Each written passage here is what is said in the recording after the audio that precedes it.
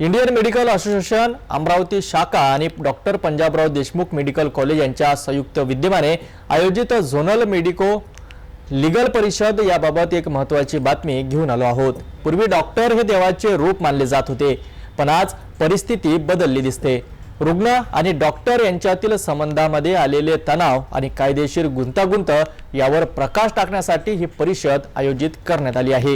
या 2 दिवसीय कॉन्फरन्समध्ये आम्ही doctor patient relationship, communication skill, professional ethics आणि यासारखे अनेक विषय हाताळणार आहोत, ज्यामध्ये डॉक्टर रुग्णांना सेवा देताना आणखीन चांगली सेवा देऊ शकतील आणि मधल्या काळात जे डॉक्टर आणि पेशंट यांच्यामध्ये जे संबंध जरा थोडी दुरावलेले असे आपल्याला जाणवतात, ते संबंध सुधारण्यामागे आणि पेशंटच्या केअर घेण्यामागे डॉक्टर लोक आणखीन अग्रेसर होतील आणि एक प्रकारे आपला समाज पेशंट चांगले राहतील। आम्ही नेहमी म्हणतो की जर पेशंट सेफ असेल तर doctor safe, patient safety is doctor safety, हे आमचं घोषवाक्य आहे। त्याला अनुसरून आम्ही एक पब्लिक फोरम देखील घेतला आहे इंडियन मेडिकल असोसिएशन हॉलला 26 तारखेला संध्याकाळी 5 वाजता। त्यामध्ये जनसामान्याकरता आम्ही डॉक्टर पेशंट रिलेशनशिप या विषयावरती एक जनसंवाद ठेवला आहे, चर्चासत्र ठेवले आहे।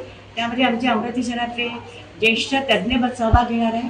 तशी 2 दिवसीय अंचल लेवलला किंवा झोनल लेवलला जी मेडिकल कॉन्फरन्स आहे, त्या कॉन्फरन्सची न्यूज पूर्ण वृत्तपत्रांद्वारे सगळ्या डॉक्टरांपर्यंत पोहोचेल आणि जवळपास 450 ते 450 डॉक्टरांचं याकरता रजिस्ट्रेशन झालं आहे आणि डॉक्टर पण या कॉन्फरन्सचा फायदा घेतील, पण त्यासोबतच पब्लिक किंवा जनमानस त्या पब्लिक फोरममध्ये सहभाग घेऊन त्यांना देखील आमच्या गायडन्सचा किंवा आमच्या नॉलेजचा फायदा होईल आणि डॉक्टर पेशंट रुग्ण संबंध ज्याला म्हणतो ते सुधारण्यामागे या कॉन्फरन्सचा आणि या पब्लिक फोरमचा नक्कीच हातभार लागेल, ही आमची इच्छा, मानसिक इच्छा आहे।